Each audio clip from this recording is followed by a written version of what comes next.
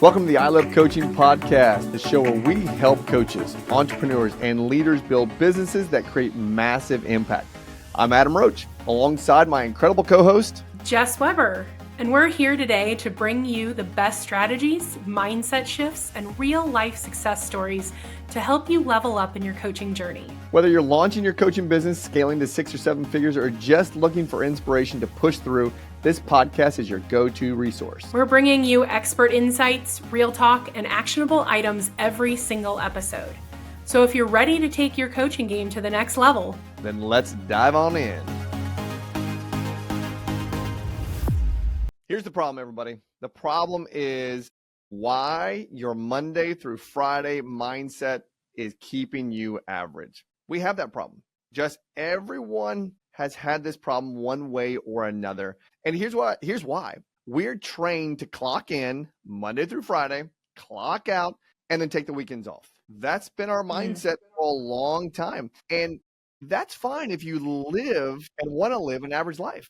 But we know if you want to build an entrepreneurial space and a coaching space and live $1 million lifestyle and $1 million life, you got to change that. I mean, it boils down to discipline, let's face it. And we know that, you know, there's negative connotations, there's positive connotations to this word discipline, but I think we really need to look at it as a whole and in relation to this context of conversations that we've been having about habits and alignment and behavior and taking action, because all of that plays into this concept of, you know, the Monday to Friday and showing up as, you know, an employee, or are you showing up as an entrepreneur and an owner and somebody who is going to hit their goals? Yep, that's right.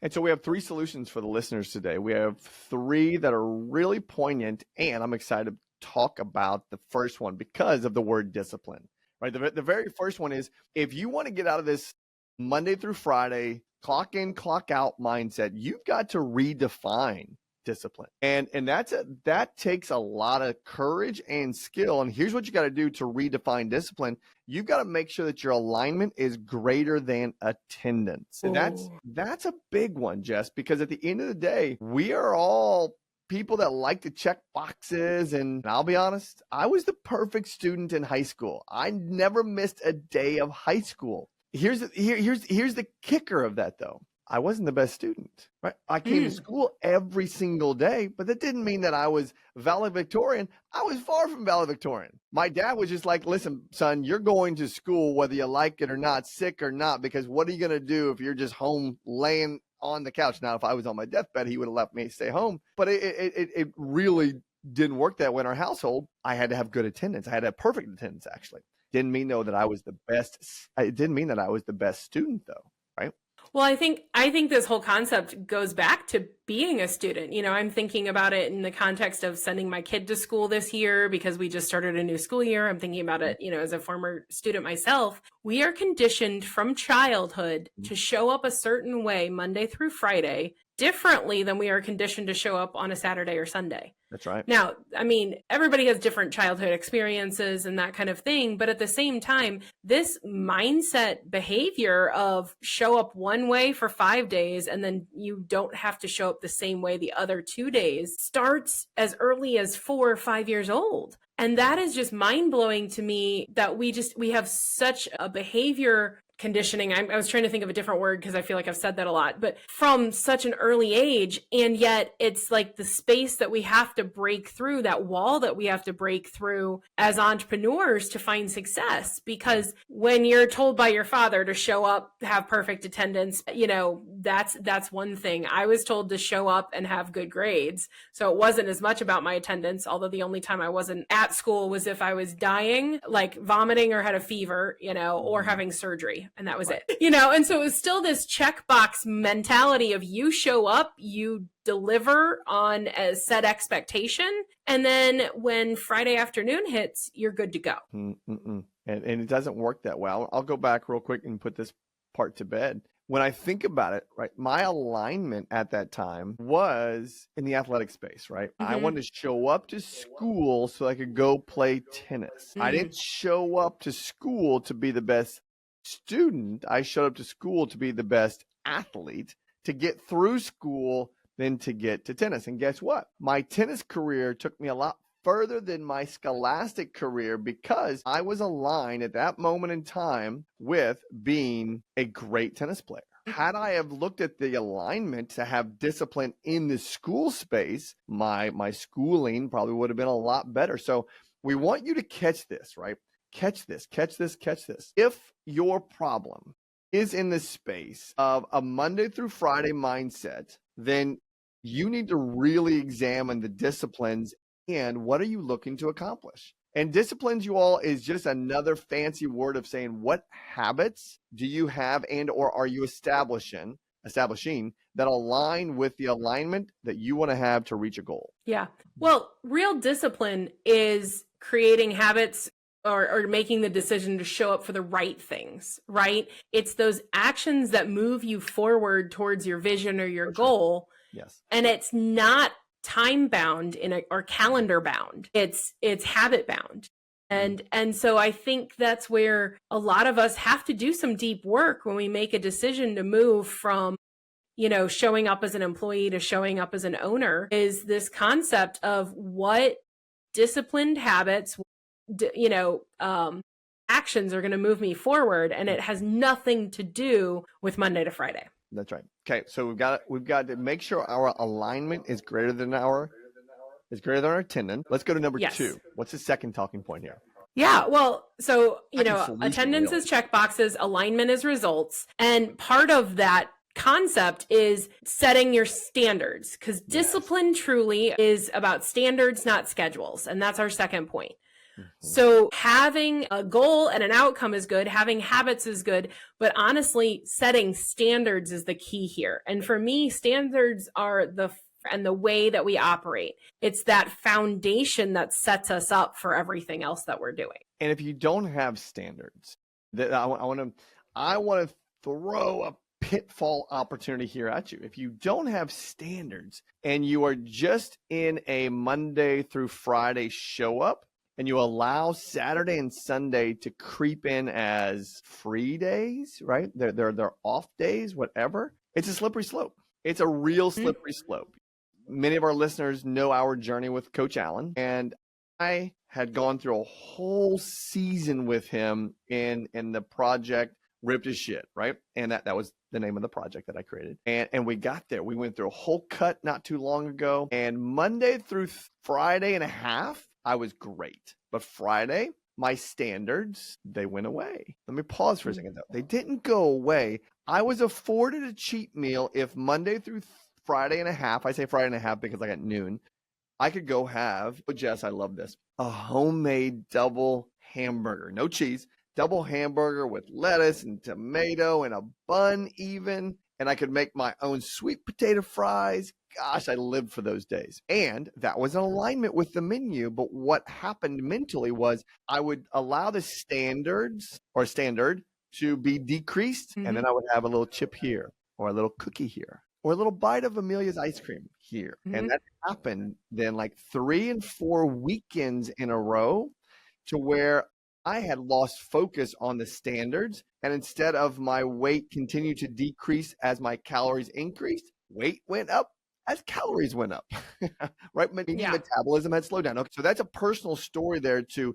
Discipline is about standards, not just showing up in the schedule space. So I had to go back and I had to recommit to Alan in the standard space of following and put a high level of accountability around it that if I didn't, it was going to be $1,000 a day of every day that I had a cheat meal.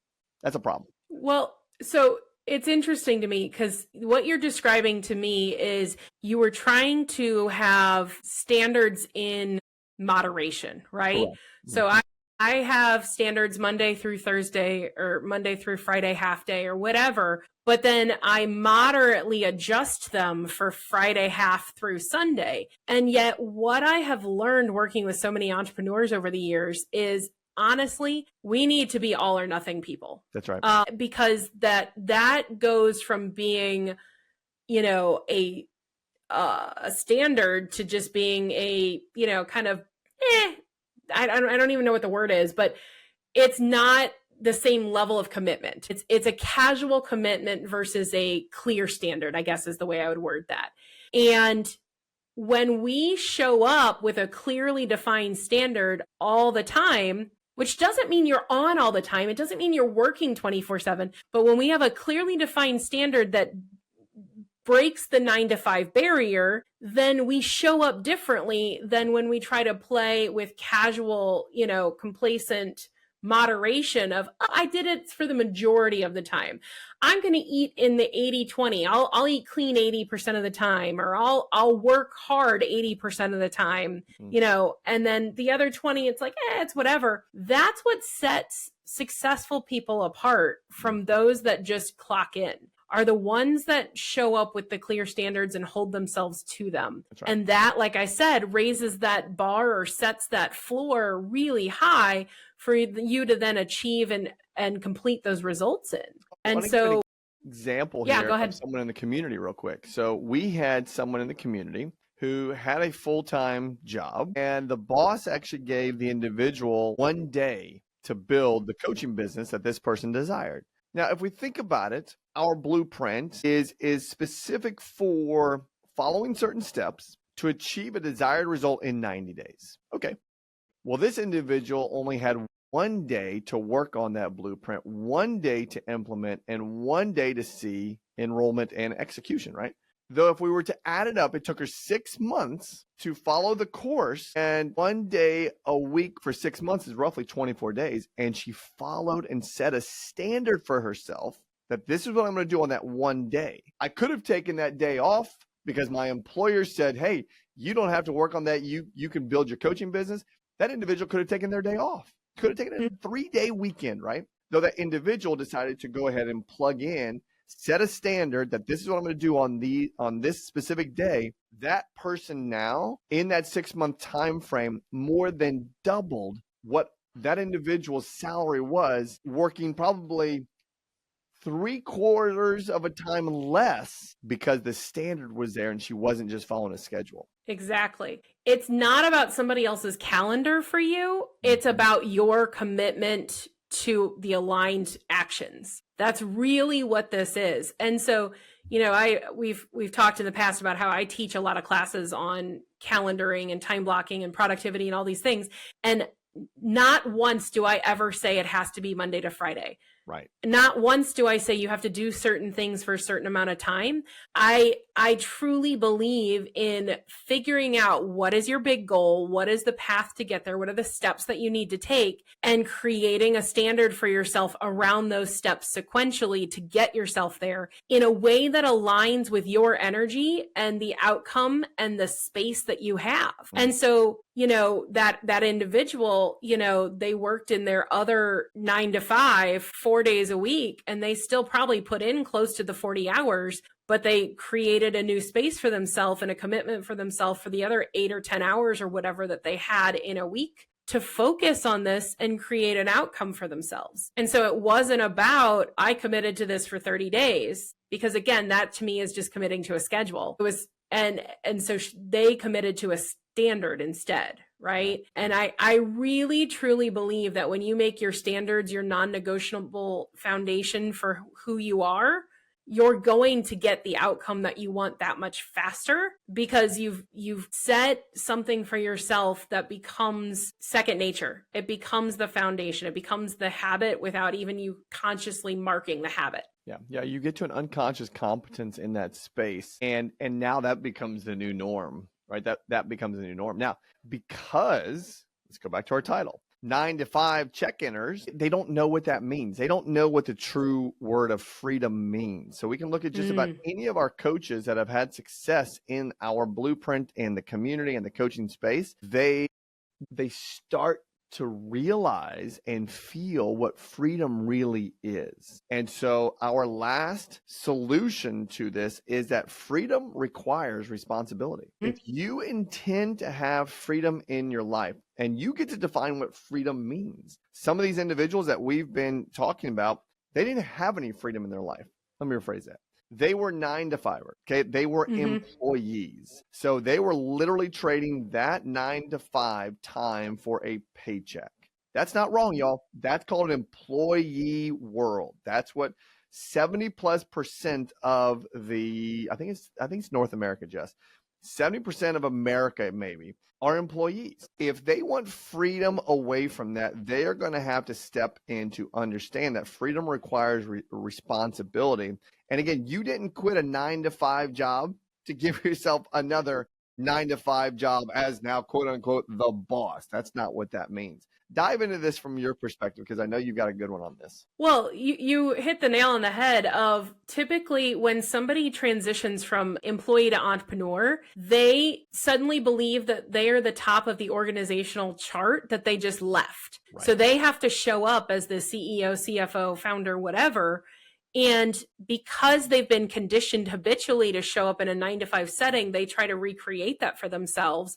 And yet that was part of probably what they were trying to escape at the same time. And so it's really interesting when you finally recognize that you're accountable for every hour of your day, not just the ones that your boss told you to show up for. And yet that freedom allows the flexibility, but you also have to be responsible for it, because flexibility and freedom don't mean do nothing. It means show up with the energy and the behavior that you need to do in that standard that you've set for yourself in a responsible way. Mm-hmm. And then you basically earn the right to have more freedom and more flexibility when you've hit the goal or you've done the action that you set out to do to achieve the desired result. Let's talk about this, because I love this word freedom. What would cause someone to go from wanting to be a 9-to-5 employee mindset to an entrepreneur?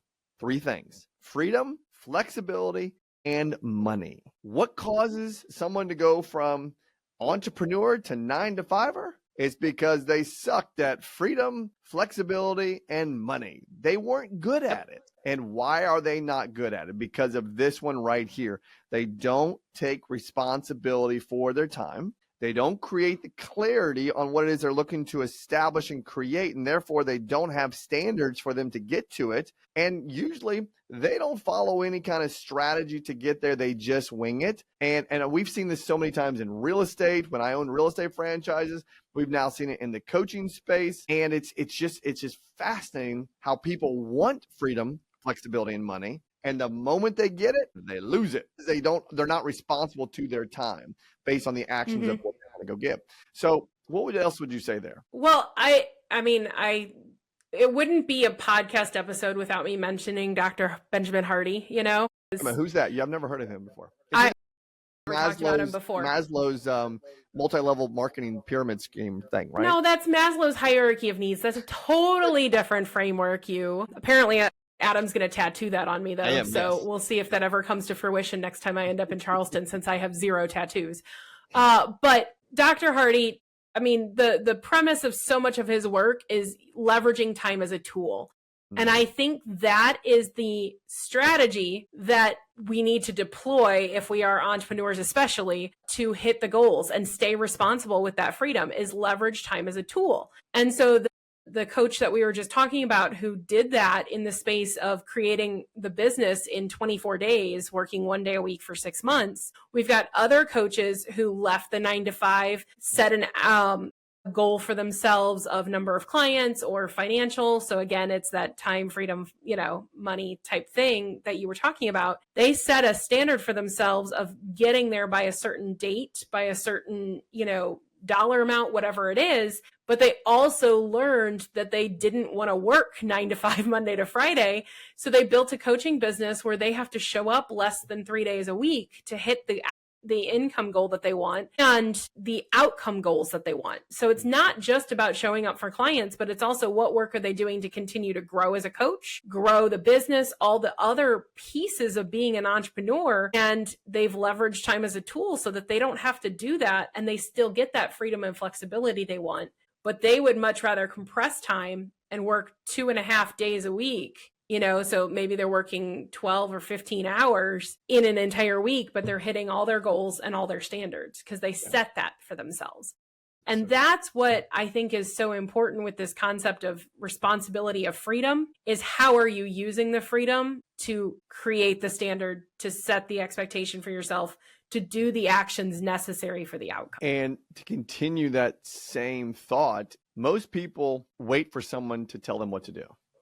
right? When they are in the employee mindset and 9 to 5, it's easy because you have someone telling you what to do and what you're trading your time for. Freedom requires responsibility is so vast in its language, because when you are now in this space of freedom, you have to tell yourself what to do. You have to find, when we sat down with Rory, gosh, it was so crystal clear what he said.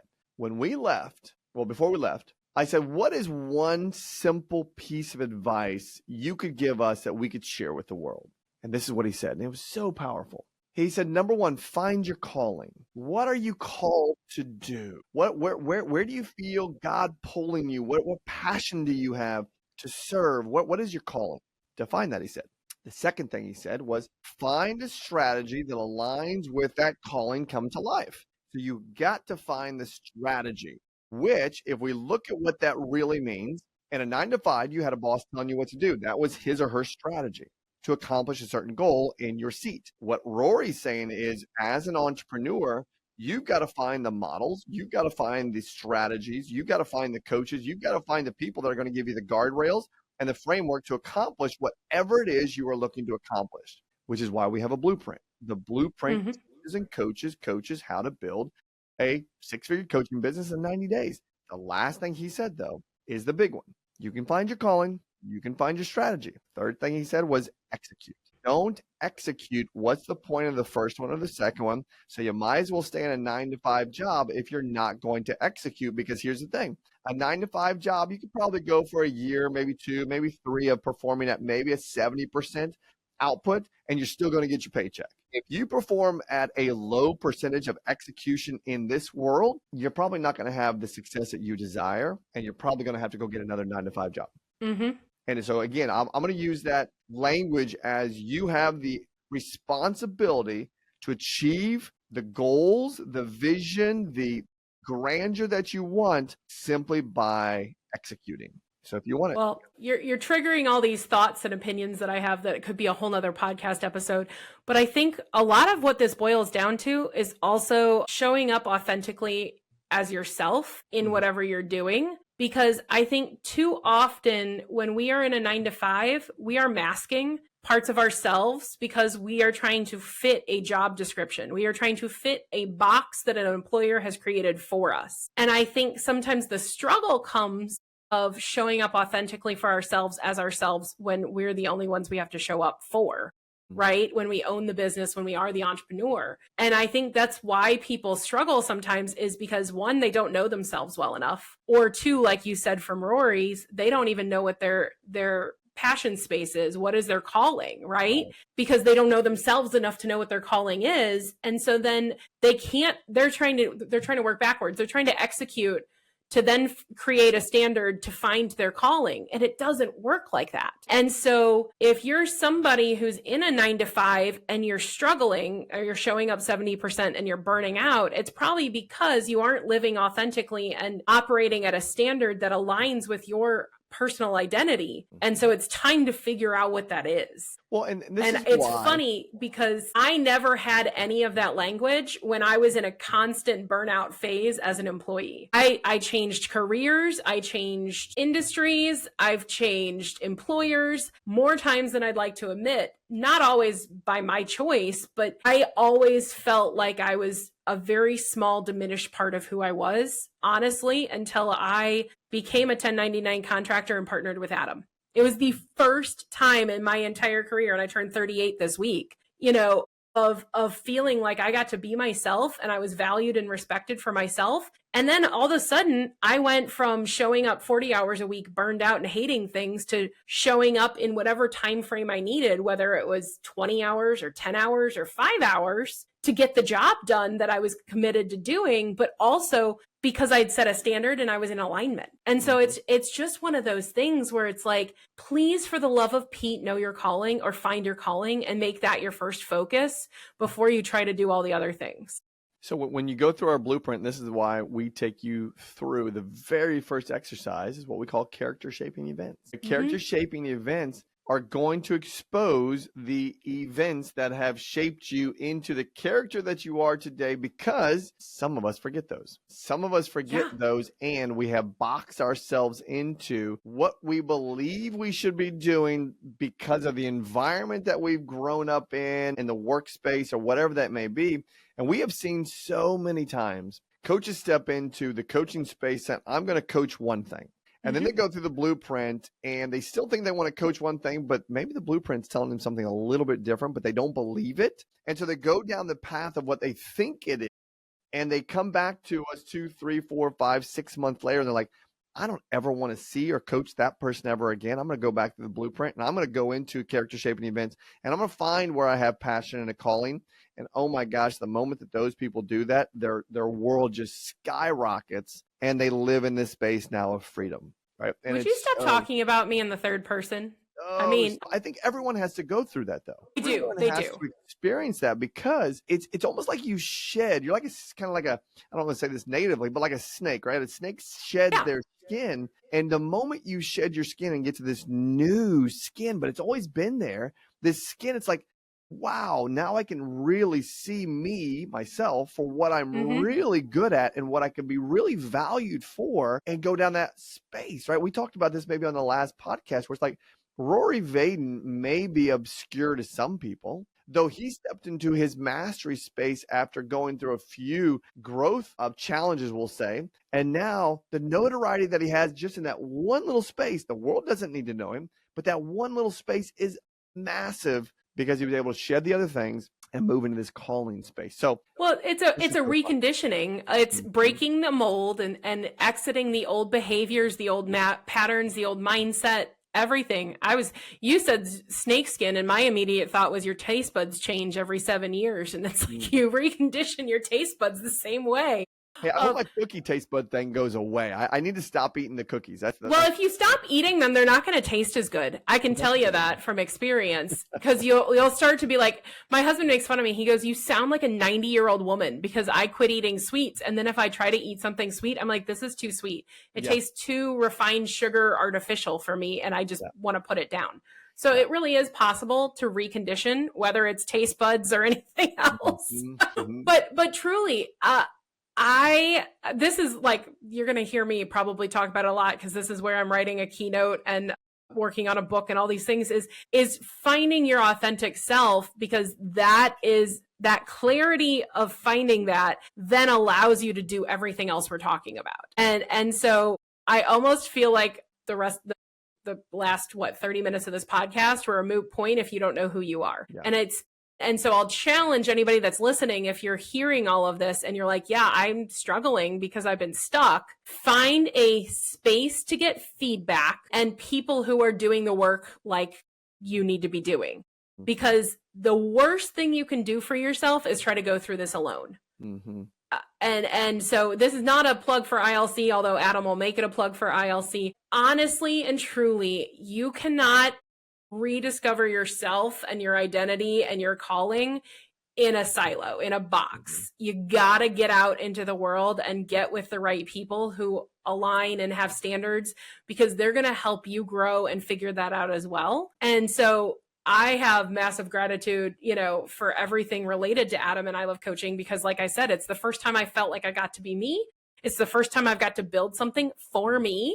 And I don't say that all selfishly, but it's like, it's life changing when you get to show up in an authentic space and you get to be in alignment with who you know you're meant to be.